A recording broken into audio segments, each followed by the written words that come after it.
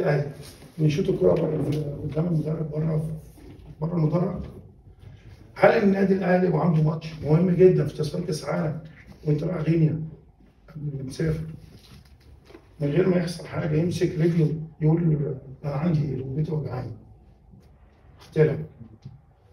عملت نفسي ان انا مش فاهم، والدكتور موجود. كان فيردي، لا في كان فيردي قبل هناك، راح عمل. فقلت له خلاص ريح.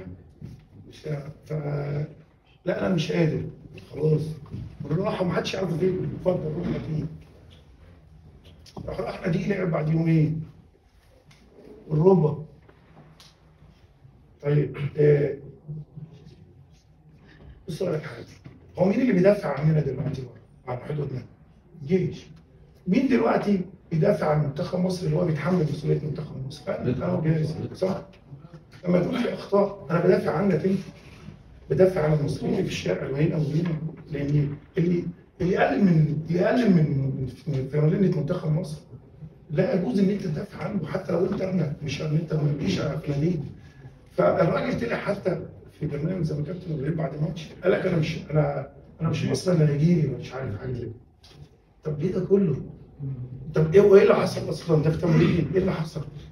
عشان جربت مراد وما انت لازم حضرتك بتعمل ايه؟ بتجرب مراد، كنت قاعد الراجل تجيب امام وتعالى يا زيزو، لا احط هنا اخش هنا، تعالى صلاح لا اخش مكانه مصطفى فتحي. عادي يا جماعه عادي، ما كولر بيعمل كده والناس المحترمه المدربين عادي. تعالى يا امام، طب اطلع امام دخل مش عارف في قفشه، والله ما عادي. لكن ما طلعش الامام راح مسك رجله في النادي الاهلي او في انا بقول كلام عشان لما تيجي تقولوا ايه يعني ارجو من الكابتن حسام ما يسرحش. فانتوا عشان نطلع برضه متفقين في الفيديوهات هل يجوز الناس الاهلاويه والزملكاويه وكل الناس يجوز هل ترضى ان اللعيب يتمرن؟ هو ده اللي حصل. عشان كده على موقف مصطفى محمد. الراجل ما طلعش عمل مؤتمر صحفي، بلاش مؤتمر صحفي، صلاح قال انا بعتذر انا غلطت في كذا. ايه المشكله؟ مش بعتذر لحسام حسن.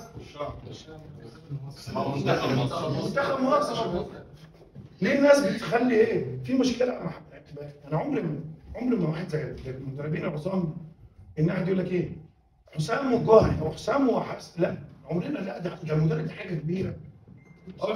واللعيب ما تقربوش الناس من دماغتها. افكركم حاجه بس، حاجه كان من فتره قريبه بس، كان قبل الموضوع ده كنت ماتش كده، كان مستوى امام ما كانش كويس، والنادي الاهلي كان او الجهاز كان قارب وقعدوه، والجمهور مش كان في تجمع منتخب، وكانوا حريصين النادي الاهلي او اللي كانوا مسؤولين او الجهاز الفني ان ما ينفعش ان جواهم ان حاسين لو انضم هيبقى في احراج ليهم، لان كان في مستوى لو تفتكروا في مستوى. اشمعنى ما حدش علق لما احنا لقيناه عارفين ان ده وده كان ما يستحقوش ينضموا في الفتره دي؟ اشمعنى ما حدش علق لما النادي الاهلي في ساعتها ان ما خدناش امام؟ كله كان مرتاح نفسيا. عموما السر اللي احنا بنحملناه، اسمعني، الموقف اللي احنا بنتحملناه انا وجازي والناس عماله تقول ليه ما بياخدش الجمهور الطيب المحترمين؟ طب ليه ما بيروحش؟ هو ما بيروحش عشان كده، حتى مش قادر ان هو يعتذر ان هو تمارض لوجوده في المنتخب. احنا ما عندناش مشكله مع حد، بالعكس ده لو هو جه راجل اعتذر وقال انا غلطت ورجعت، مش غلطت في حسام حسن، غلطت ان انا عملت موقف ده مع المنتخب. الراجل اللي تحت يعني يجي ويعرف على مستوى، هيجي مستواه، مش بيجي كلمتين. زائد عايز اقول لكم حاجه، النهارده السنغال في المركز الثالث، الكاميرون في المركز الثاني، نيجيريا في مركز رابع. المنتخبات العربيه متصدره. تمام ايه؟ السودان تمام. المغرب اول وتونس اول. امنا بالله التصفيات يعني محسين المنتخبات كلها مش سهله. النهارده معلش 16 جول، لو النهارده انا اجنبي 16 جول كنت زمان دلوقتي معجزه صح؟ فاضل 12 جول ولسه ما وصلناش كاس العالم.